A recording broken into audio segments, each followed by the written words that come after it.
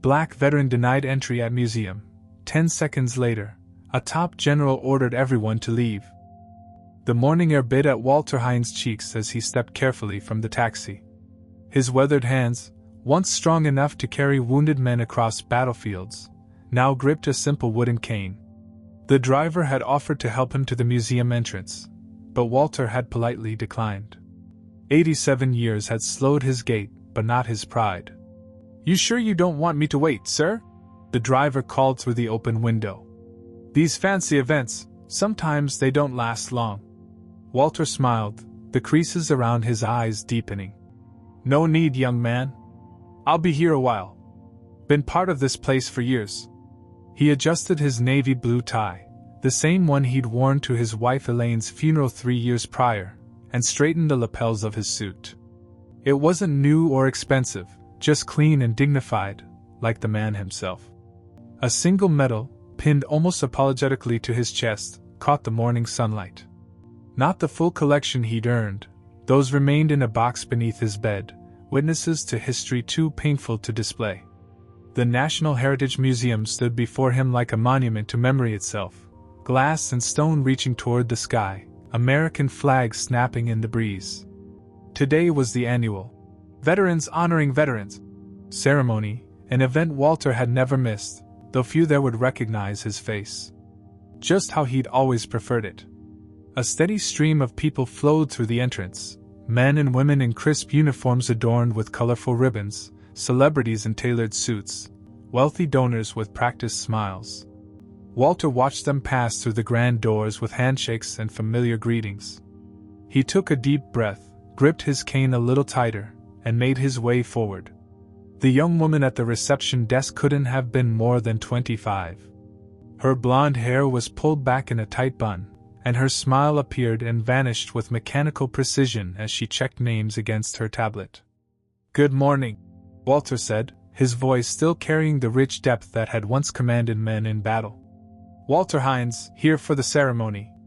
The receptionist's fingers danced across the screen, her brow furrowing slightly. "I'm sorry, sir. I don't see your name on our list." Her eyes flicked up, taking in his worn suit, his age, his complexion. Something in her expression shifted, a subtle calculation of worth. "There must be some mistake," Walter said evenly. "I've attended every year. Perhaps check under donors?" A security guard, young, muscular, with a wireless earpiece, drifted closer to the desk. The receptionist scrolled further, her lips pressing into a thin line. "Sir, this is an invitation-only event. Are you certain you're at the right venue?" Her tone had changed, speaking a little louder, as if age had stolen his hearing along with his youth. Walter nodded. "Yes, ma'am. Veterans Honoring Veterans. Annual ceremony." He reached slowly into his jacket pocket and withdrew a worn program from the previous year's event. "I've been part of this place for years."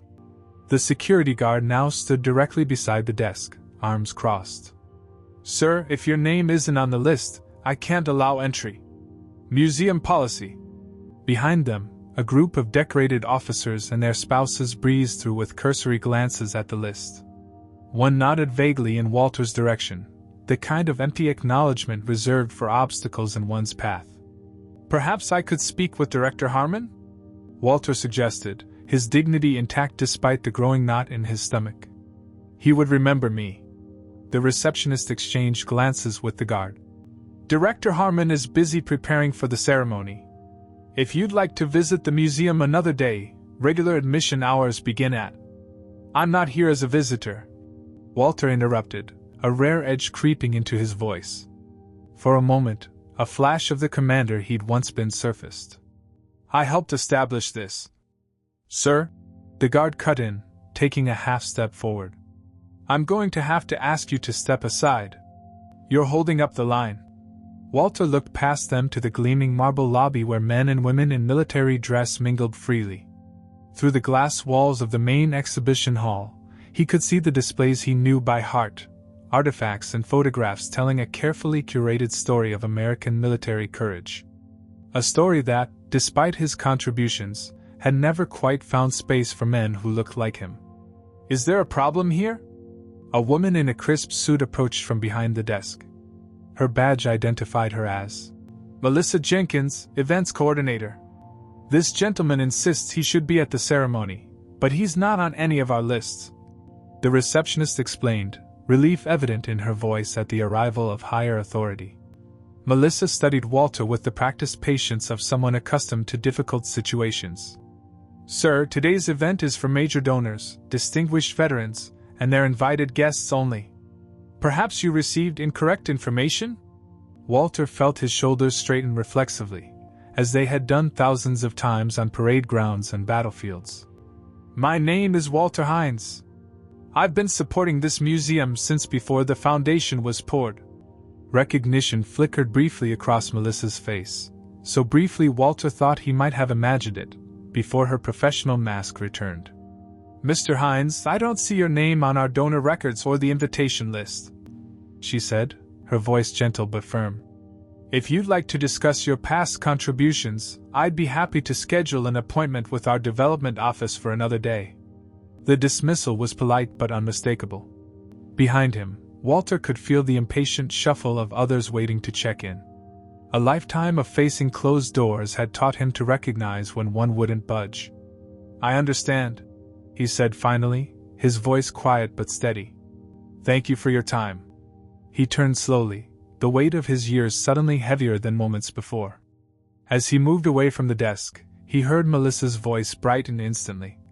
Good morning, Mr. Whitaker. So wonderful to see you again. Please go right in. Outside, the morning sun offered no warmth. Walter stood on the museum steps, watching as sleek cars arrived and important people hurried past him.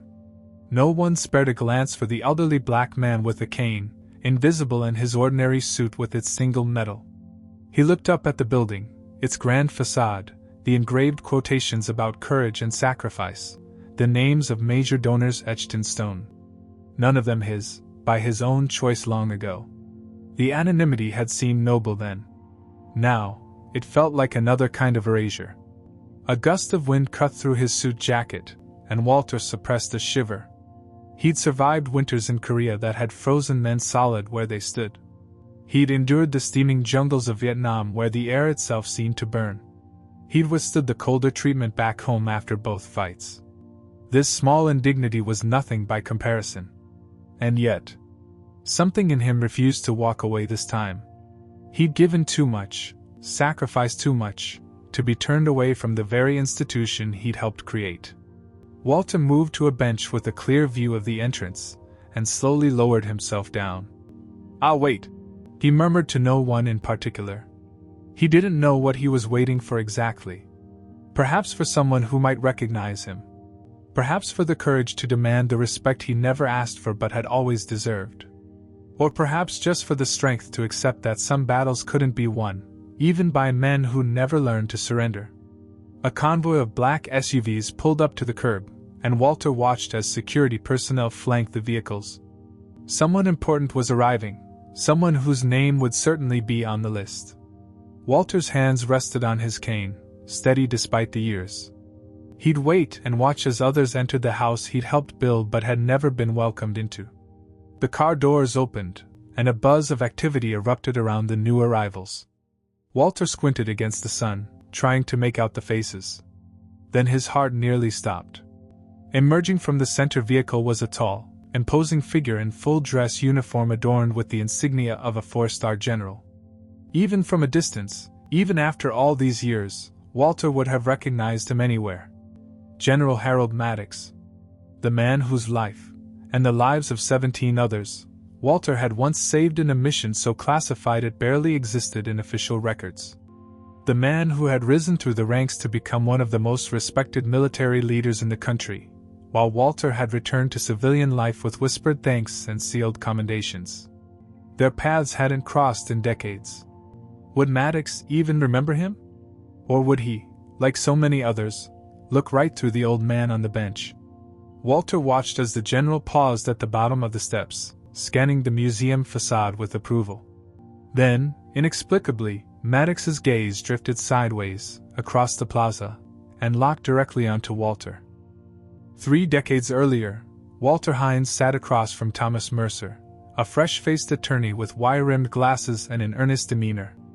The law office was modest, nothing like the sleek corporate firms downtown, but that's precisely why Walter had chosen it. "Let me make sure I understand correctly, Mr. Hines," Thomas said, reviewing the documents before him.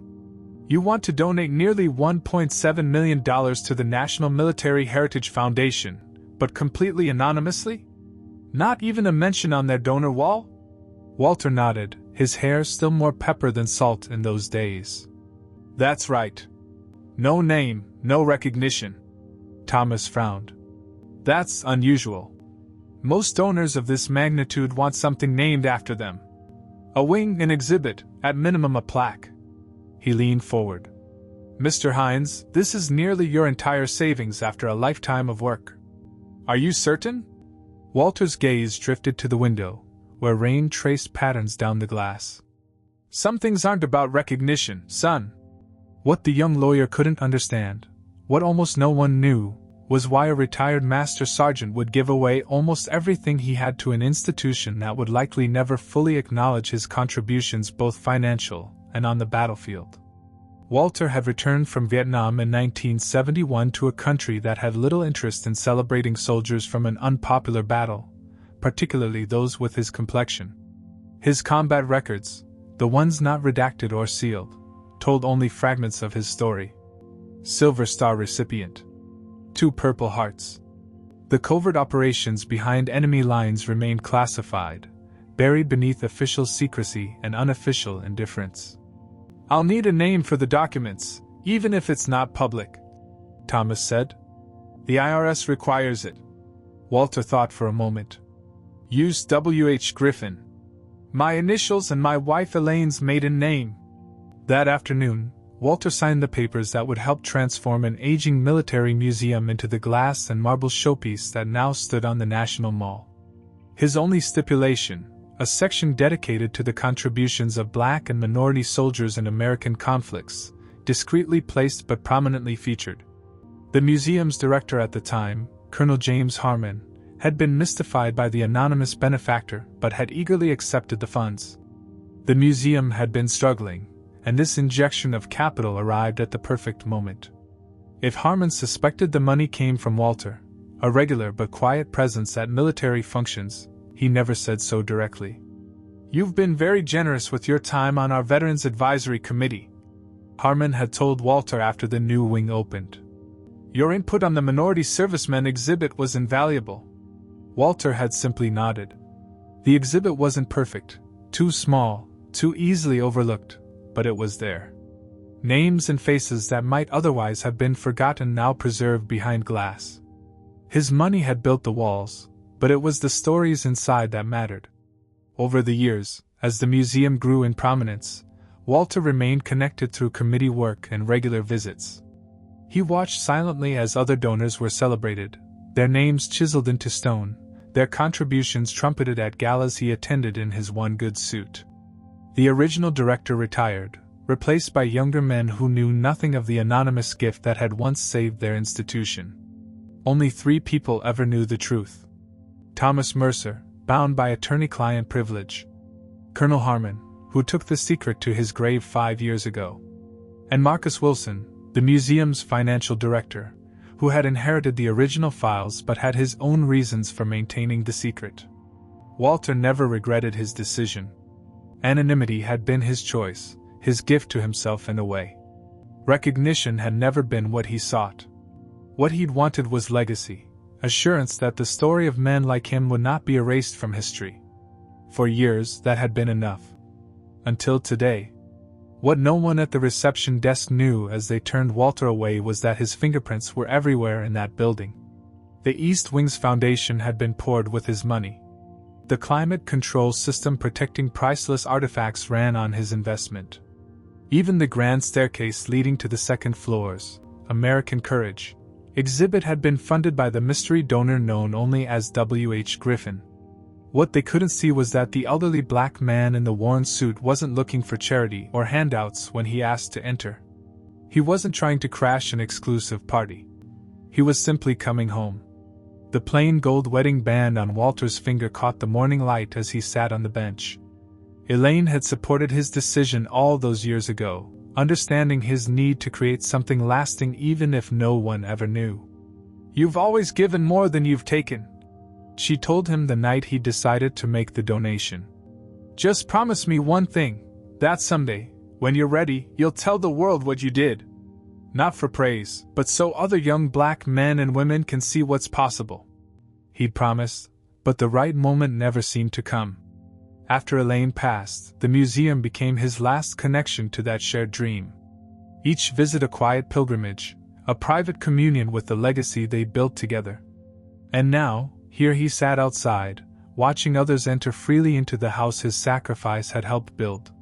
What the young receptionist, the security guard, and the events coordinator didn't know as they denied him entry was that Walter Hines didn't need his name on a guest list. It was already in the foundation. Four-star General Harold Maddox exited his vehicle with the practiced precision of a man who had spent 5 decades in uniform. His aides flanked him immediately, ready with briefings and schedules, but Maddox waved them off. Someone, had caught his attention. "Is that?" he murmured, squinting against the morning sun. The face was older, weathered by time, but unmistakable. Some faces you never forget, especially when they belong to the man who once carried you through enemy territory with a bullet in your leg and another in his shoulder. "Wait here," he ordered his staff, already striding across the plaza. Walter watched the general approach, noting how the years had turned Maddox's blonde hair silver but had done nothing to diminish his commanding presence. Walter started to rise from the bench, military habit dying hard. "Stay seated, Master Sergeant," Maddox said, his voice carrying the weight of genuine authority. "That's an order." Walter settled back, a small smile creasing his face. "Don't think those orders apply to civilians, General." Maddox extended his hand. 48 years, Hines. 48 years since you pulled me and my men out of that valley." He clasped Walter's hand firmly. "I've thought about you every damn day since." "You exaggerate, sir," Walter replied, though the recognition warmed him more than he cared to admit. Maddox shook his head. "I don't. 17 men came home to their families because of what you did." His eyes narrowed. "What are you doing sitting out here? Ceremony's about to start." Walter's expression remained neutral, decades of dignity preventing any display of self-pity. "Seems my name isn't on the list today." "What?" Maddox's face darkened. "That's impossible. Every Medal of Honor recipient has permanent standing." Walter looked away. "We both know that recommendation was buried, General.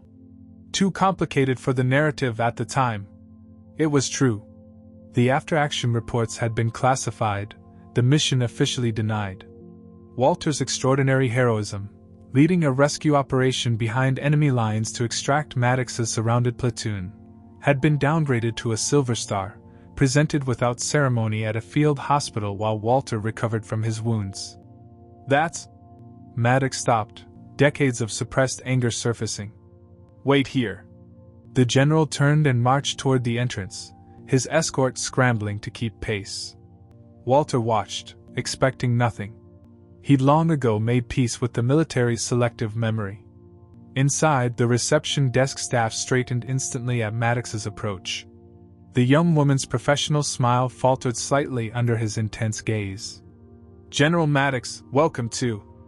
"There's a man outside," Maddox interrupted, his voice controlled but sharp. "Walter Hines. Master Sergeant retired. Why isn't he on your list?" The receptionist blinked rapidly. I'm sorry, sir. That name doesn't appear in our system for today's event." "Then your system is wrong." Maddox's voice had dropped to a dangerous quiet. "That man saved my life in Vietnam. He should be at the center of this ceremony, not sitting outside like a stranger." The events coordinator, Melissa Jenkins, appeared quickly at the commotion. "General Maddox, such an honor. Is there a problem?"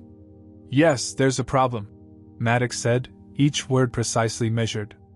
"Walter Hines, one of the most decorated combat veterans I've ever served with, is sitting on a bench outside because you people won't let him in. Melissa's smile remained fixed, but her eyes darted nervously. I spoke with Mr. Hines earlier. He's not on our donor list or today's attendee roster. We have strict security protocols. Do you know who that man is? Maddox demanded, his voice rising enough that nearby conversation stopped. Have you bothered to check his service record? General, please. She lowered her voice, aware of the attention they were attracting. I'm sure Mr. Hines is a distinguished veteran, but today's event is by invitation only. Perhaps next time. Next time? Maddox's laugh held no humor. The man is 87 years old. How many next times do you think he has?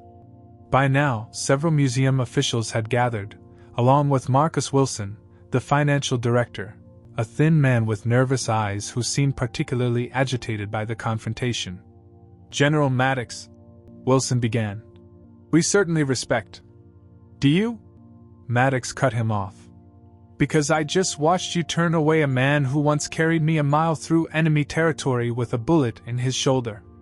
A man who went back for 16 more of my men when anyone else would have stayed safe. His voice had become dangerously quiet again. A man who, unless I'm mistaken, donated a significant sum to this very institution.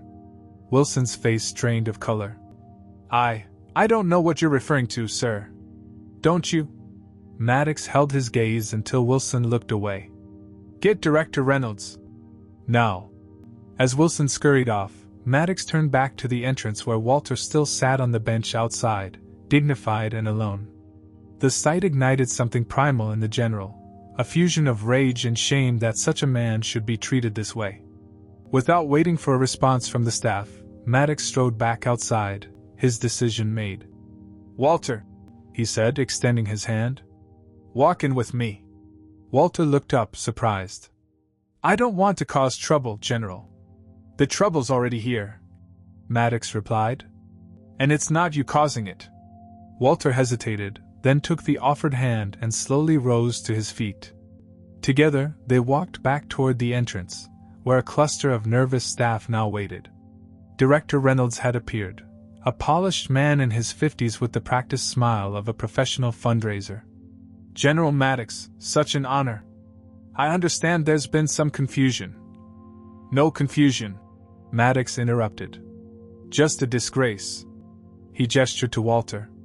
This man should be your guest of honor, not turned away at the door. Reynolds glanced uncertainly at Walter, then back to Maddox. I'm sure we can make an exception. An exception? Maddox's voice could have frozen fire. Is that what we're calling basic human decency now? An exception? General Maddox surveyed the growing crowd, museum officials, celebrities, and wealthy donors all watching the confrontation unfold. His jaw tightened as decades of military discipline warred with raw indignation. Decision made, he turned to his aide. Lieutenant Parker, may I have your sidearm? The young officer blinked in surprise but immediately reached for his ceremonial pistol. Not to worry, Maddox said, taking the weapon. I just need to make some noise. Before anyone could react, the general raised the pistol toward the ceiling and fired a single shot. The crack echoed through the marble lobby, followed by startled screams and the sound of breaking glass as the bullet shattered a light fixture. Instant chaos erupted. Security personnel rushed forward, visitors dropped to the floor, and alarms began blaring throughout the building. What the hell are you doing? Director Reynolds shouted over the din. Maddox calmly handed the weapon back to his wide-eyed aide. Getting everyone's attention. He turned to the security chief who had arrived with his team. Stand down, Captain. National security matter. Sir, you just discharged a weapon in a federal building, the security chief protested. And I'll accept full responsibility, Maddox replied evenly. Now, I need this building evacuated. Everyone. Immediately. On whose authority? Reynolds demanded. Maddox fixed him with a stare that had cowed generals and celebrities alike. Mine. Unless you'd prefer I call the Secretary of Defense and have him issue the order directly? The museum director's face paled. Even in retirement, Maddox's connections reached to the highest levels of people. "Fine," Reynolds muttered. "Security, implement evacuation protocol." Within minutes, confused guests were being ushered toward emergency exits while announcements played over the PA system. Walter stood beside Maddox, his expression a mixture of bewilderment and concern. "General, this is unnecessary," he said quietly. "I don't need." "Yes, you do," Maddox interrupted. "And more importantly, they need it." He gestured toward the staff and officials. "Some lessons can only be taught through spectacle, Master Sergeant." As the last visitors streamed out of the building, Maddox turned to the security team. "I want everyone assembled in the plaza." "Everyone. Staff, visitors, dignitaries, all of them." "Sir, there are over 300 people." "Then you'd better get started," Maddox snapped. Outside, bemused evacuees gathered in clumps, their confusion growing as security directed them to form a large semicircle in the plaza. Whispers spread through the crowd. Was it a terrorist threat? A gas leak? A publicity stunt? Maddox emerged from the building with Walter at his side. The old soldier moved slowly with his cane, his face revealing nothing of the emotions churning beneath his composed exterior. "What's happening, Harold?" Walter asked, using the general's first name for the first time that day. "Justice," Maddox replied simply. "Long overdue." A space had been cleared in the center of the plaza. Maddox guided Walter to stand in it, then stepped back to address the crowd. "Ladies and gentlemen," his voice carried without effort, honed by decades of battlefield commands. "My name is General Harold Maddox. Many of you know me. What you may not know is why I've interrupted today's ceremony." He gestured toward Walter. "This man is Master Sergeant Walter Hines, United States Army, retired. 54 years ago, in a valley in Vietnam, my platoon was surrounded, outgunned, and certain to be overrun. 17 men, myself included, had given up hope of survival." The crowd had fallen silent, even the children sensing the gravity of the moment. Sergeant Hines led a 3-man team behind enemy lines in an unsanctioned rescue operation. When their helicopter was shot down 2 miles from our position, most men would have turned back. Sergeant Hines did not. When he took a bullet in the shoulder, most men would have sought cover. Sergeant Hines did not. Maddox moved to stand beside Walter, whose eyes remained fixed on some distant point. "He carried me, physically carried me, through enemy territory with a bullet in his shoulder. Then he went back for the others. 16 more trips into hell." A murmur passed through the crowd. Several older veterans nodded in somber recognition of what such heroism meant. "For this," Maddox continued, "he was recommended for the Medal of Honor. That recommendation was buried. His mission was classified. His sacrifice was hidden away in redacted files because in 1971, America wasn't ready to acknowledge that one of its greatest heroes was a black man from Mississippi." Walter's jaw tightened, the only sign that the general's words had affected him. "This morning," Maddox's voice rose, "this man was denied entry to this museum. He was turned away at the door like a stranger." He turned to face the museum officials directly. "A museum he helped build." Director Reynolds stepped forward. "General, if I may." "You may not," Maddox cut him off. "Not yet." He turned back to the crowd. "Master Sergeant Hines is not just a hero of the United States military.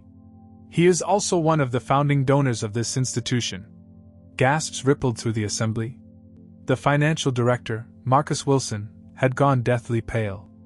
Under the name W.H. Griffin, Walter Hines donated nearly his entire life savings to help establish this museum, Maddox revealed.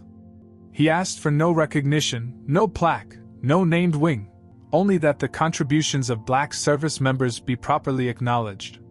Walter finally spoke, his voice quiet but steady. "General, please. This isn't necessary." Maddox turned to him, decades of respect evident in his eyes. "With all due respect, Master Sergeant, yes it is. You built this place, Walter. And they made you wait outside." The silence that followed was absolute. Even the birds seemed to pause their songs.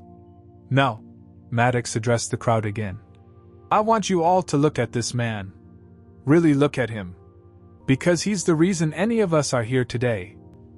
General Maddox gestured to his aide, who hurried forward with a leather briefcase. The crowd watched in tense silence as Maddox extracted a worn manila folder and a tablet computer. "What I'm about to share," Maddox announced, "came to my attention 3 weeks ago during a routine digitization of military archives." Walter shifted uncomfortably. "Harold, they need to know, Walter," Maddox said quietly. Then, addressing the crowd again, "When I discovered what had been hidden, I started digging. What I found was illuminating." He held up the folder. "This contains the original mission reports from Operation Silverback, the classified rescue mission Sergeant Hines led in 1971. He paused, letting the significance sink in. "Declassified last month after 50 years of silence." Director Reynolds stepped forward. "General, with all respect, what does a Vietnam mission have to do with today's ceremony or Mr. Hines being turned away? An unfortunate oversight that we're happy to correct." "Oversight?" Maddox's laugh was harsh. "Is that what we're calling it?" He opened the tablet and turned to Marcus Wilson, the financial director. "Mr. Wilson, would you care to explain why donor W.H. Griffin's name was deliberately omitted from museum records? Or shall I?" Wilson's face contorted with panic. That is, the records were incomplete when I." "Stop," Maddox commanded. He tapped the tablet and turned it toward the crowd. "Email exchange, dated June 12, 2017, between Mr. Wilson and former board chairman, Richard Steele." He began reading aloud. "Richard, our anonymous donor from 1994 has been identified. It appears to be Walter Hines, that black veteran who sits on our advisory committee. What do you advise?" A murmur rippled through the crowd. Wilson seemed to shrink under the collective gaze. "The response," Maddox continued, "keep it quiet. The museum narrative centers on the Whitaker family's founding contribution. Acknowledging Griffin/Hines would complicate fundraising with our core donor base. No need to change the official records." Outrage erupted among the onlookers. Several military officers removed themselves from the vicinity of the museum officials, physically distancing themselves from the emerging scandal. Maddox waited for the noise to subside. "There's more. A follow-up email from Mr. Wilson. Should we at least acknowledge him privately? His contribution adjusted for inflation would equal nearly $5 million in today's dollars." Walter closed his eyes briefly, the public revelation of his private choice visibly difficult for him. "And Chairman Steele's response?" Maddox's voice hardened. "No need. He's clearly content with anonymity. Best not to disrupt the existing narrative." Director Reynolds stepped forward, sweat beading on his forehead despite the cool morning. "General, these are serious allegations. I was only appointed 2 years ago. I had no knowledge." "Convenient," Maddox cut him off. "But I'm not finished." He produced a leather-bound ledger from the briefcase. "This is the original donor record from 1994, signed by then-director Colonel James Harmon." He opened it to a marked page. "It clearly states, donation received from W.H. Griffin, amount $1.7 million, with stipulation that a permanent exhibit honoring minority service members be established and maintained." Maddox looked up, his eyes like flint. "Where is that exhibit today, Director Reynolds?" Reynolds blinked rapidly. "We have a small display on the 3rd floor. 3rd floor, northeast corner, approximately 400 square feet," Maddox specified. "Behind the restrooms." I checked. Meanwhile, the Whitaker family wing occupies 12,000 square feet of prime first-floor space. He closed the ledger with a snap. "Despite the fact that the Whitaker donation came 2 years after Walter's and was half the amount." A voice called from the crowd. "Is this true?" All eyes turned to Walter, who stood straight despite the visible weight of the moment. When he finally spoke, his voice was steady. "I never wanted recognition," he said simply. "I wanted remembrance, for the men who served alongside me, who never got their due because of the color of their skin. And that, Maddox interjected, is precisely why this matters. Walter's humility allowed them to erase him twice, once from military history and again from this institution's founding. He turned to face the museum officials directly. You had a genuine hero in your midst for 30 years. A man who gave his blood for this country and then gave his life savings to preserve its military history. And you couldn't even put his name on a guest list. The shame on their faces was answer enough. William Whitaker pushed through the crowd, his face flushed with indignation. This is preposterous. My family's contribution built this museum. We've been the primary benefactors for decades. Your family's contribution came after Walter's, Maddox corrected. And it was contingent upon naming rights that effectively buried the truth of the museum's founding. Whitaker sputtered. My father would never. Your father knew, Maddox interrupted, referring again to the tablet. Email from Robert Whitaker to Chairman Steele, 2017. This Griffin business needs to disappear. Family legacy is at stake. The revelation hit like a thunderclap. Several board members physically stepped away from Mr. Whitaker, the instinct for self-preservation overriding loyalty. Through it all, Walter remained silent, his weathered hands resting on his cane. Not a hint of triumph or vindication crossed his face, only a profound sadness at the necessity of this public reckoning. A young army captain in dress uniform stepped forward from the crowd. She removed her cap and approached Walter directly. Master Sergeant Hines, she said, her voice clear in the hushed plaza. My grandfather served in the 5th Special Forces in Vietnam. He told me stories about a black sergeant who saved an entire platoon when nobody else would try. She extended her hand. I think that was you, sir. It's an honor to meet you. Walter took her hand, genuine emotion finally breaking through his reserve. What was your grandfather's name, Captain? Martinez, sir. Sergeant Eduardo Martinez. Walter's eyes widened in recognition. Eddie. He carried the radio. Brave man. He said the same about you, sir. Every time he told the story. Other veterans began to step forward, forming a protective semicircle around Walter. The spontaneous show of solidarity spoke volumes about the brotherhood that transcended the institution's nepotism. Maddox watched with satisfaction as the truth did its work.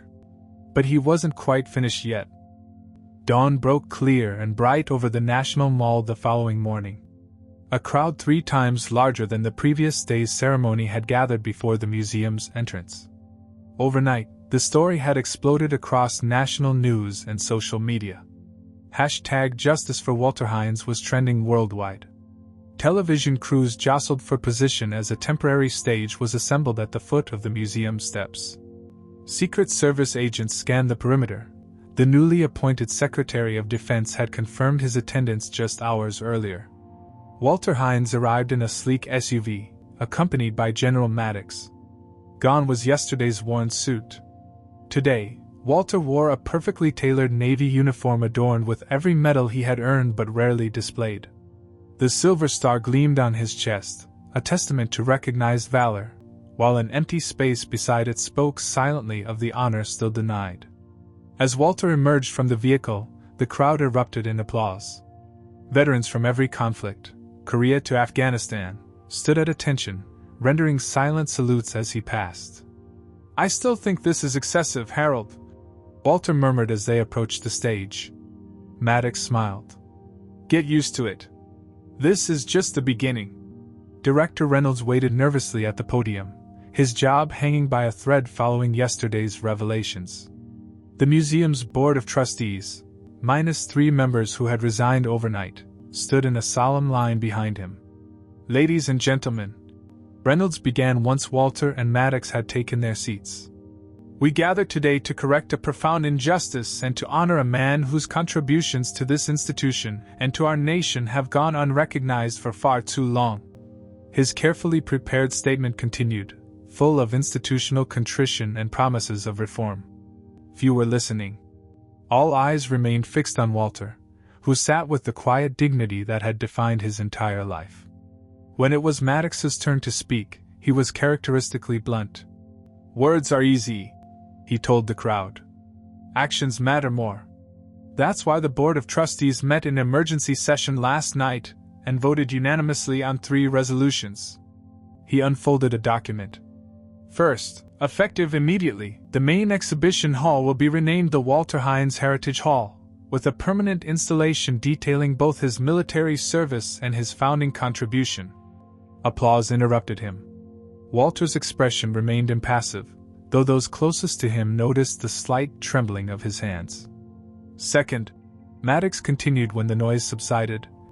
A new scholarship fund for minority veterans has been established in Walter's name, with an initial endowment of $5 million.